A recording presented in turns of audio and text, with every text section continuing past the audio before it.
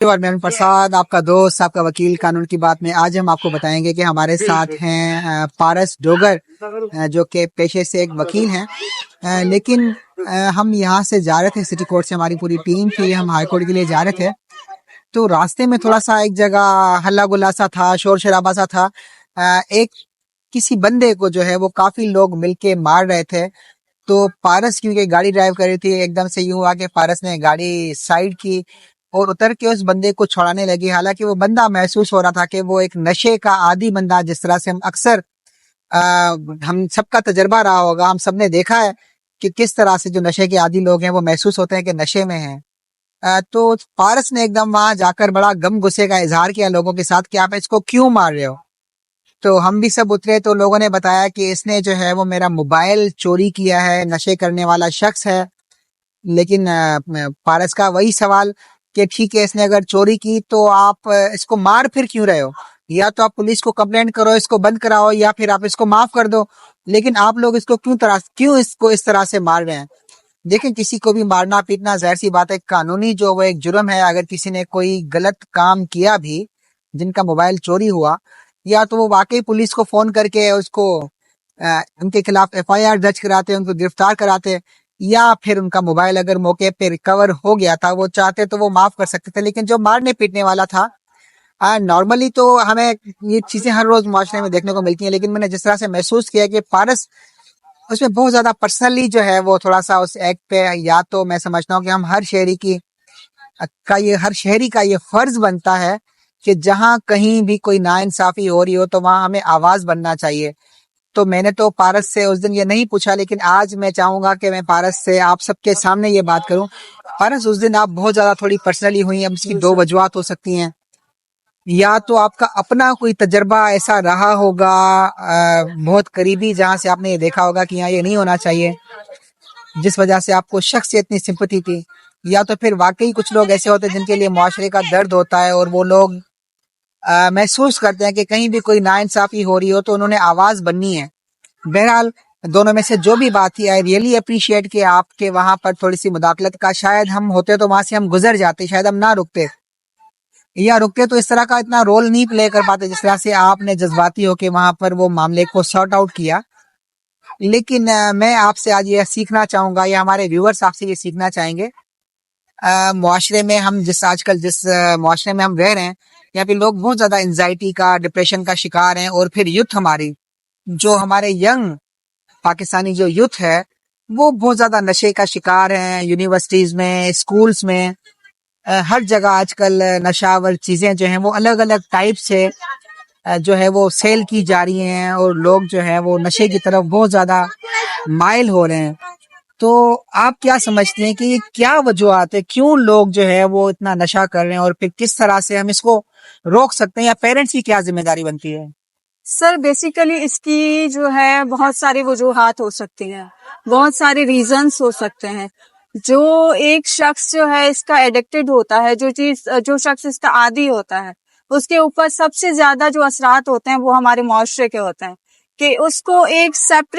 जो है बिल्कुल सेपरेट पर्सन बना के उसको बिल्कुल एक मुआशरे से अलग थलग एक जो है कर दिया जाता है कि आप जो है इस चीज के आदी हैं, नशे के, तो आप जो है इस मुआशरे में सरवाइव नहीं कर सकते हैं। बल्कि इवन हम अगर देखें कि हम अगर कहीं रास्ते से गुजर रहे होते हैं, तो रास्ते पे जो लोग बैठे हुए होते हैं, फुटपाथ पे बैठे हुए होते हैं, तो हम खुद जो है उनसे साइड पकड़ के जिस तरह से हम कोशिश करते हैं कि उनसे अपने बच्चों को भी बचाएं, कि हमारे बच्चे उनको देखेंगे कि उनके ऊपर उनके बुरे असरात पड़ेंगे। तो ये चीज मेरे हिसाब से इस चीज को थोड़ा सा खत्म होना चाहिए, क्योंकि वो भी एक मुआशरे का एक हिस्सा है। उनको हमें चाहिए कि हमारा जो फर्ज बनता है उसकी तरफ, कि हमें चाहिए कि उन लोगों को हम अगर सपोर्ट, फाइनेंशियली सपोर्ट नहीं कर सकते हैं, तो उनको किसी तरीके से उनको उनकी जरूरी नहीं कि हम उनको उस चीज में इन्वॉल्व करने के लिए और जो है मतलब उसको फोर्स करें या कुछ इस तरह से, बल्कि उनको किसी और तरीके से मतलब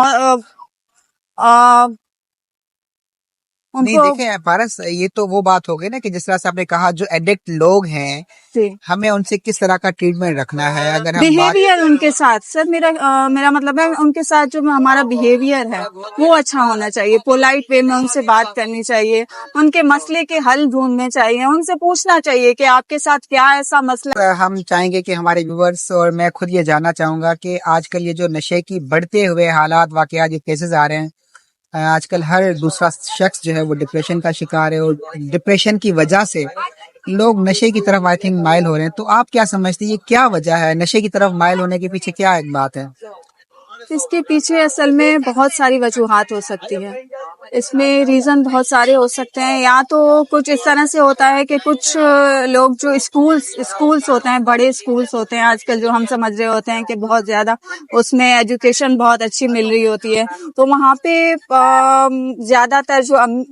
अमीर बच्चे जहाँ पे पढ़ रहे होते हैं तो उनका उठना बैठना, उनके जो सारे मतलब जिस तरह से उनका उठना बैठना बड़े लोगों के साथ होता है तो उसमें वो चीजें उनको उनको लाइटली लगती हैं, ये चीजें सिर्फ स्मोकिंग करना और ये इन चीजों में पहले तो शौक में ये लोग कर लेते हैं कि शौक हो गया, फ्रेंडली हम लोगों ने स्मोकिंग की तो वो एक जो है ना कोई बड़ी बात नहीं है इतनी।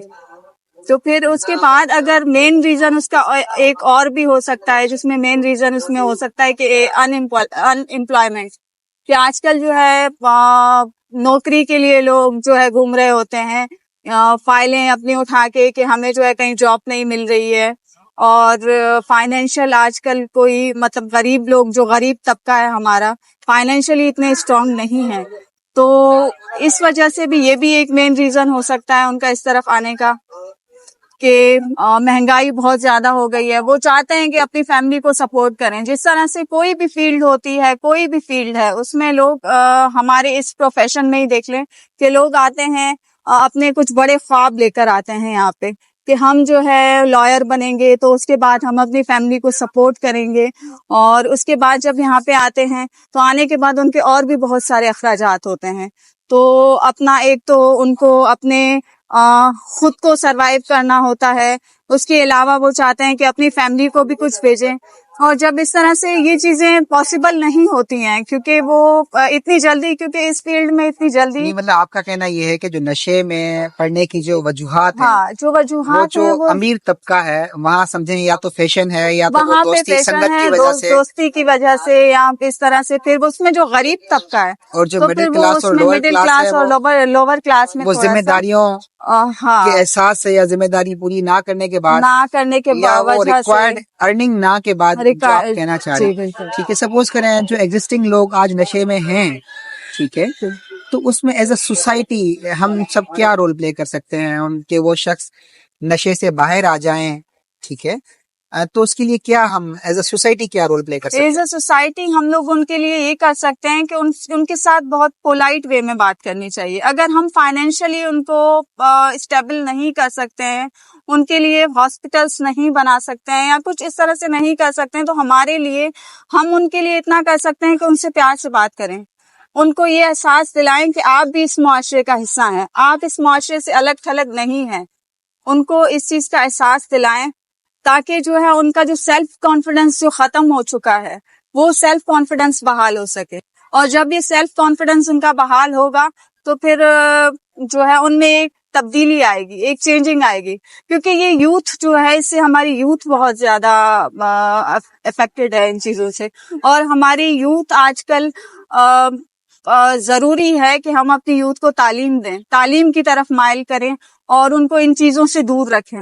मतलब जिस तरह से हमने जो इंसिडेंट का जिक्र किया हाई कोर्ट जाते हुए जो एक इंसिडेंट सामने आया, जी मतलब आपका कहना ये है कि एज अ सोसाइटी जिस तरह से हम वहाँ रुके और उस शख्स को जो नशे का आदी था उसको हमने सपोर्ट फील कराई, जी सर, जहाँ हम जी चार सर, पांच वहाँ वकील पे उनको सपोर्ट फील कर रहे थे, तो उनमें जाहिर सी बात है तो वो उनमें कॉन्फिडेंस एक बिल्डअप सेल्फ हुआ। कॉन्फिडेंस बिल्डअप हुआ, और ना वो एकदम से उसको एक एहसास हुआ, और मैंने देखा कि वो उस वक्त जो है उसकी आंखों में आंसू आ गए कि इवन कि उस वक्त जो है उसकी कंडीशन थी कि कोई मेरे साथ मेरा अपना खड़ा है जो मुझे सपोर्ट कर रहा है। इवन कि अगर हम इस तरह से करें कि उनको और नहीं कर सकते, पोलाइट वे में बात करें, तो उनसे प्यार से, थोड़ा सा मोरल सपोर्ट जरूरी है ताकि वो उनको इस चीज का एहसास हो कि हमारा भी कोई अपना है, क्योंकि वो एक माशरे से अलग थलग हो चुके हैं। अच्छा, हमने अमूमा ऐसे केसेस में देखा कि जिस तरह से सोसाइटी तो नेग्लेक्ट करती है, जहां तक मैंने देखा वहाँ फैमिली भी जो है वो बड़ा एरोगेंट हो जाती है उस शख्स से जो नशा करता है, या फिर थोड़ा सा डिस्टेंस हो जाती है। तो आप क्या समझते हैं कि फैमिली की क्या जिम्मेदारी बनती है? असल में फैमिली की जिम्मेदारी बनती है कि पहले तो अपने बच्चे के साथ आप दोस्ताना ताल्लुकात कायम करें। फ्रेंडली एक एनवायरनमेंट होना चाहिए आपका पेरेंट्स का और बच्चे का, जहाँ पे बच्चा अगर किसी चीज में इन्वॉल्व हो रहा है या उसका कोई इशू है तो वो अपने वालिदैन से शेयर करे। तो जब वो अब अपने वालिदैन से शेयर करेगा तो मेंटली जाहिर सी बात है, क्योंकि माँ बाप जो है इस तरह की बच्चे को सपोर्ट देते हैं कि जिससे बच्चा कॉन्फिडेंस, सबसे पहले जब बच्चा छोटा होता है उसको कॉन्फिडेंस अपने वालिदैन से मिलता है, वो सिक्योर फील करता है खुद को। वो किस वजह से सिक्योर फील करता है? वो इस वजह से करता है कि उसको अपनी माँ का होता है, अपनी मदर साथ होती है, तो उसको लगता है कि दुनिया की हर चीज मेरे पास है अगर मेरी मदर मेरे साथ है। तो इस तरह से जब भी कोई ऐसी सिचुएशन आए आपके बच्चे के ऊपर, आपको लगे कि ये बच्चा इस चीज में इन्वॉल्व हो रहा है, तो बजाय इसके कि आप उस चीज को उसको बुरा भला बोलें, आप उससे पूछें कि इसका रीजन क्या है, इसकी वजह क्या है, मेन वजह क्या है, इस किस वजह से तुम जो है इस चीज में इन्वॉल्व हो रहे हो। तो उस वजह को खत्म करने की कोशिश करें। और अगर वो उस चीज का आदी बनता जा रहा है, आप देख रहे हैं, तो आप उसका ट्रीटमेंट पॉसिबल है, क्योंकि ये मेरे ख्याल से एक बीमारी है, उसका मतलब इलाज पॉसिबल है। मैं काइंडली आपसे ये पूछना चाहूंगा, समझना चाहूंगा, और मैं चाहूंगा कि हमारे व्यूअर भी समझे। तो आपकी नजर में ये क्या, जो लोग नशा करते हैं, तो ये क्या एक आदत है, उनको लत पड़ जाती है, जिसको हम एज अ सपोर्ट जो है इस भी मतलब इस सपोर्ट को उस आदत से खत्म कर सकते हैं, या फिर ये कोई एक बीमारी है जिसको हम मेडिकेशन के थ्रू या हॉस्पिटलाइज उनको करा के, जिस तरह से आजकल बहुत से हमने देखा कि ऐसे सेंटर्स हैं जी। जो नशा करने वाले जो आदी लोग हैं उनका इलाज हो रहा है। तो क्या हम फैमिली सपोर्ट के थ्रू उनको हील कर सकते हैं, या फिर उनको हॉस्पिटलाइज करा के, हॉस्पिटल में एडमिट करा के, उनका ट्रीटमेंट करा के उनको हम ठीक कर सकते हैं? किस तरह से ये लोग ठीक हो सकते हैं? सर, पहले तो इस चीज का मैं जवाब देती चलूं कि सबसे पहले तो ये जो है, पहले आदत से, एक सबसे पहले तो एनवायरनमेंट से डेवलप होता है कि फ्रेंड्स जो है आपस में बैठते हैं, तो फिर उससे ना वो एनवायरनमेंट, जिस तरह से दो फ्रेंड्स बैठ गए, एक ने सिगरेट पी तो दूसरे ने भी जो है पी ली, तो इस तरह से वो एक चीज आम, उसके बाद वो आदत से स्टार्ट होके फिर वो जो है ना बीमारी में ट्रांसफर हो जाती है। तो फिर वो जब बीमारी में ट्रांसफर होती है तो फिर हमें चाहिए कि उसका इलाज करवाएं। पहले तो आदत जो है उसको खत्म करने की कोशिश करें, अपने रवैये से, अपने जो है जिस तरह से हम उनके साथ रवैया अच्छा रखें, उनके जो है मसाइल को समझने की कोशिश करें। उसके बाद अगर वो बीमारी की तरफ बीमारी उसमें जो है में मुब्तला हो रहा है, तो उसके लिए बहुत सारे यहाँ पे सेंटर बने हुए हैं, तो वहाँ पे हम उसको डाल के उसके बाद उसका प्रॉपर ट्रीटमेंट होता है। अच्छा, मैंने एक चीज और भी देखी कि यहाँ पर इस तरह के जो सेंटर्स हैं, जो रिहेबिलिटेशन सेंटर हैं, जो ऐसे लोगों का इलाज करते हैं, हमने अमूमा देखा कि लोग उनको पागल खाना कहते हैं। और बहुत बार मेरा ऐसा तजर्बा रहा कुछ ऐसे लोगों से मिलना, हमारे कुछ क्लाइंट्स भी ऐसे थे कि जब लोगों को मैंने ये मशवरा दिया कि आप इनका ट्रीटमेंट करा लें, तो वो पूरी फैमिली जो है वो घबरा सी जाती है कि अगर हमने इनको हॉस्पिटलाइज कराया तो लोग बोलेंगे इनका बेटा पागल है या पागल खाने में है। तो फैमिली बड़ा जो है वो अपने आप को डिफेम महसूस करती है। तो क्या इसमें कितनी सच्चाई है, और फिर फैमिली को क्या समझना चाहिए, क्या मैसेज देना चाहेंगे आप? सर, असल में बात यह है कि बिल्कुल आप सही बोल रहे हैं, यहाँ पे बिल्कुल आप सही बोल रहे हैं कि जो हॉस्पिटल्स हैं हमारी, वहाँ पे इस तरह से होता है कि उसको बिल्कुल एक पागल की तरह ट्रीट किया जाता है कि वहाँ पे जो है एक अगर ठीक आदमी है, मतलब आप समझें कि ये एक 50% ठीक आदमी है, तो 90% वहाँ पे पागल भी होते हैं। तो उनको इस जगह पे रखा जाता है कि उसके ऊपर बहुत ज्यादा प्रेशर आ जाता है। 50% इन्वॉल्व है इस चीज में, तो 90% जो इन्वॉल्व है इस चीज में, तो वो चीखें मार रहे होते हैं, वो बिल्कुल एक पागल खाने की तरह लग रहा होता है। तो उसको जो 50% इन्वॉल्व है वो चाह रहा होता है कि मेरी जान छूटे यहाँ से। तो इस चीज को वहां पे हॉस्पिटल्स का भी एक तरीकेकार होना चाहिए मेरे हिसाब से, कि वहां पे जो है एक दीनी तालीम देनी चाहिए, वहां पे ट्रीटमेंट के साथ उनकी दीनी तालीम होनी चाहिए, ताकि जो है वो इस चीज से निकलने की कोशिश करें। उनको दीन क्या कहता है कि आपके फैमिली की तरफ क्या फराइज हैं, अपने उस फराइज को किस तरह से आपने पूरा करना है। और आप मतलब बहुत सारे इस तरह से जो है ट्रीटमेंट के साथ मेरा मतलब है नहीं, कि मेरा उनके साथ। सवाल फिर वही के देखें, वो तो पेशेंट जो है जी वो अंदर क्या महसूस करता है हॉस्पिटल के माहौल से, वो एक अलग बात है ना। लेकिन बहुत बार हमने देखा कि जो फैमिलीज हैं वो बड़ा इनसिक्योरिटी महसूस करती हैं कि अगर हमने अपने बच्चे को इलाज के लिए उस हॉस्पिटल में, क्योंकि हाँ। जहाँ तक मैंने देखा कि वो हॉस्पिटल्स एडमिट करती हैं और फिर शायद 15 दिन से लेकर 3 महीने तक के लिए वो अपने पास रखती हैं कि हम इनका ट्रीटमेंट करेंगे अपने पास रख के। तो जो फैमिलीज हैं, जो उनके केयर टेकर हैं, पीछे फैमिली है, वो ये महसूस करती है या उनको ये सुनने को मिलता है कि इनका बेटा पागल है या पागल खाने में चल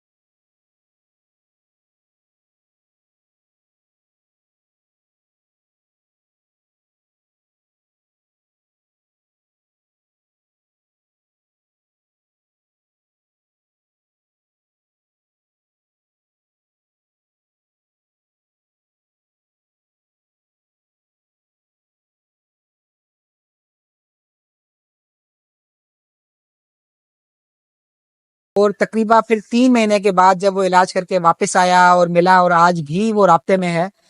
फिर उसकी घर वालों ने किसी अच्छी जगह शादी कराई है गुज़िश्ता 2 महीने पहले। अब वो बिल्कुल खुश है, सेट है। तो शायद वही आप वाली बात, हालांकि मैं इस प्रोसेस से गुजरा लेकिन मुझे नहीं पता था, लेकिन आज जिस तरह से आपने बताया कि एज अ सोसाइटी हम क्या रोल प्ले कर सकते हैं। हालांकि मैं भी अगर उसको एक नशा करने वाला शख्स समझकर